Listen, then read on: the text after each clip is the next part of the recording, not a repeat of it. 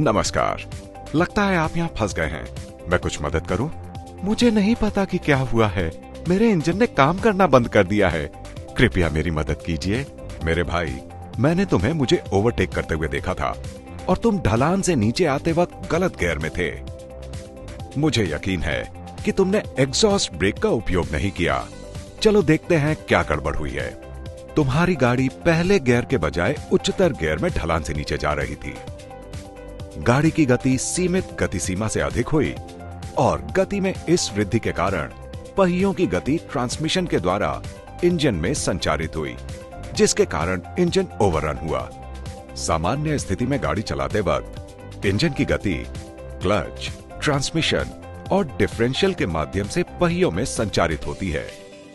चलो मान लो कि इंजन 2500 आरपीएम से चल रहा है और गाड़ी 5वें गियर में 80 किलोमीटर प्रति घंटे की रफ्तार से चल रही है। इंजन का 2500 आरपीएम मेन शाफ्ट गियर में संचारित होता है और वो 2500 आरपीएम से घूमने लगता है। ये गियर आगे आरपीएम को ले शाफ्ट में संचारित करता है। चूंकि गाड़ी 5वें गियर में है और सीधे मेन शाफ्ट से ड्राइव हो रही है, इसलिए गियर बॉक्स आउटपुट शाफ्ट पर 1944 आरपीएम संचारित होता है। डिफरेंशियल रिडक्शन की वजह से व्हील पर 349 आरपीएम प्राप्त होता है।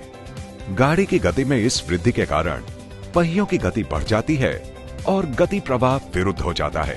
अब पहियों का 390 आरपीएम आगे आउटपुट शाफ्ट में 2172 आरपीएम में संचारित होता है और फिर इंजन पर 6072 आरपीएम, जो कि डिजाइन की हुई सीमित अधिकतम इंजन गति से ज्यादा है और इंजन ओवररन होता है।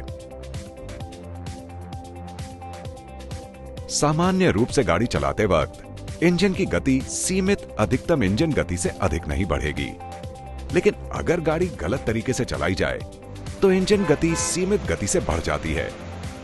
उदाहरण के लिए, ढलान से उतरते वक्त, यहां तक कि प्लेन रोड पर चलाते वक्त अगर एग्जॉस्ट ब्रेक या सर्विस ब्रेक का सही ढंग से उपयोग नहीं किया गया और गाड़ी की गति को गियर कम करके नियंत्रित किया गया हो तो इंजन की गति बढ़ जाती है।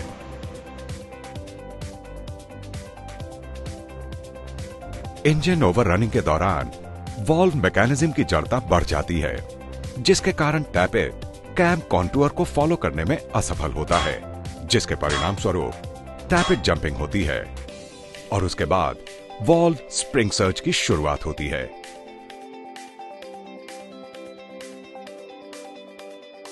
टैपेट जंपिंग और वॉल्व स्प्रिंग सर्ज के कारण इंजन वॉल्व ठीक से काम नहीं करते, जिसके कारण vibration damper, push rods, timing gears, bearing seizures क्षतिग्रस्त होते हैं और कुछ गंभीर मामलों में सिलेंडर ब्लॉक को नुकसान हो सकता है।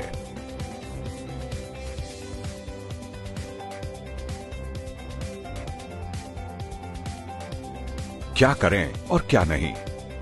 गाड़ी चलाते समय चढ़ाई या ढलान पर एक ही गियर का प्रयोग करें और दोनों स्थितियों में गाड़ी की गति समान रखें। उदाहरण के तौर पर, यदि चढ़ाई पर चढ़ने के लिए पहले गियर का उपयोग किया जाता है तो ढलान से उतरते वक्त भी पहले ही गियर का उपयोग करें और गाड़ी की गति भी समान रखें। गाड़ी को कभी भी न्यूट्रल स्थिति में ना चलाएं, क्योंकि न्यूट्रल स्थिति में गियर बदलने पर और इंजन की गति से मेल खाने की कोशिश करने पर इंजन ओवररन हो जाता है।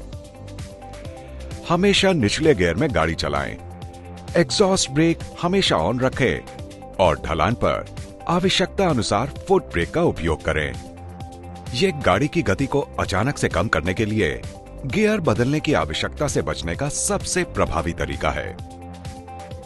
उच्च से निम्न क्रम में, जैसे छठे से पांचवां या पांचवें से चौथा गियर बदलते वक्त यह सुनिश्चित करें कि बदले जाने वाले गियर की सुझाई गई सीमा तक गाड़ी की गति को कम किया गया है।